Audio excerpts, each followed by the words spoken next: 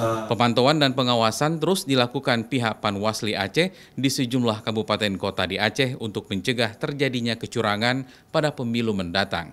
Saat ini tim fokus pada daftar pemilih tetap di sejumlah daerah, baik seperti di lapas maupun pelosok daerah yang masih didapati belum terdaftar di DPT. Seperti di Lapas Sigli, sejumlah warga binaan belum terdaftar sebagai pemilih, namun temuan tersebut langsung ditindaklanjuti untuk diperbaiki, sehingga meskipun warga binaan daerah yang berbeda, tetap dapat melakukan pemilihan nantinya. Pengawasan itu terus kami lakukan. Selain itu patroli kawal pilih, kita juga kemarin ke lapas ya. Kami ambil sampelnya kemarin lapas perempuan di Sigli kelas 2B, juga di lapas Lok Sukun ya Pak Yudi kalau nggak salah, Lok Sukun Aceh Utara.